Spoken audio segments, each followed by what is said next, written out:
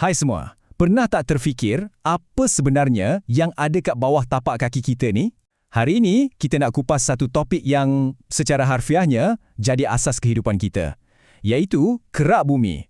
Lapisan yang nampak je nipis, tapi kalau tak ada dia, kita pun takkan ada kat sini. Jadi persoalan dia mudah je. Apa sebenarnya lapisan nipis yang kita panggil rumah ni? Lapisan yang menampung semua benda, dari bangunan pencakar langit sampailah ke dasar lautan yang paling dalam. Jom kita cari jawapannya sama-sama. Okey, jom kita mula dengan soalan paling asas sekali. Apa sebenarnya kerak bumi tu? Okey, cara paling senang nak faham, cuba bayangkan bumi ni macam sebiji apple. Kerak bumi ni pula ibarat kulit apple tu. Dia lapisan paling luar, paling nipis dan yang paling penting sekali, sinilah satu-satunya tempat wujudnya kehidupan. Okey, sekarang kat mana kedudukan kerak ni dan setebal mana sebenarnya ia? Tengok ni. Ketebalan kerak ni sebenarnya tak sama tau kat semua tempat.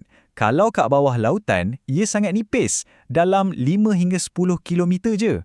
Tapi kerak benua tempat kita berpijak ni jauh lebih tebal. Boleh cecah sampai 30 malah 70 kilometer. Jauh gila beza dia kan?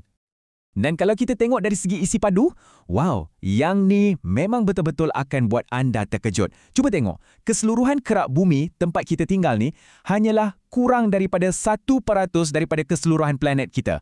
Kurang 1%. Selebihnya, yang lebih 99% tu adalah lapisan mantle yang panas dan teras bumi. Baru kita sedar betapa nipisnya kulit planet kita ni kan? Baiklah, sekarang kita dah tahu kerak ni nipis, jom kita kenal pula dua personaliti utama dia. Ya, kerak bumi ni ada dua jenis, kerak benua dan kerak lautan. Okey, jadual ni jelaskan semuanya. Kerak benua, iaitu daratan, dia memang lebih tebal, tapi ketumpatan dia lebih rendah. Batu utama dia selalunya granit. Manakala kerak lautan pula yang kat dasar laut tu, dia lebih nipis, tapi dia lebih padat, lebih mempat. Dan batuan utama dia ialah basalt. Jadi tebal tak semestinya lebih tumpat kan?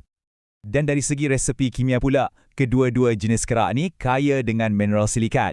Tapi bezanya kat sini, kerak benua ada lebih banyak aluminium.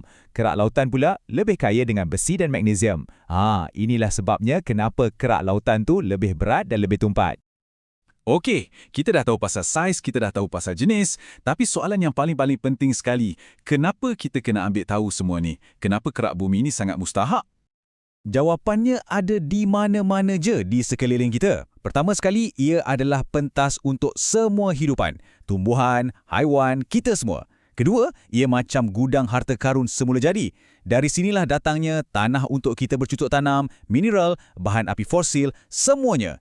Dan yang ketiga, semua pemandangan indah yang kita kagumi, gunung ganang yang tinggi, lembah yang dalam, semuanya diukir di atas kerak bumi.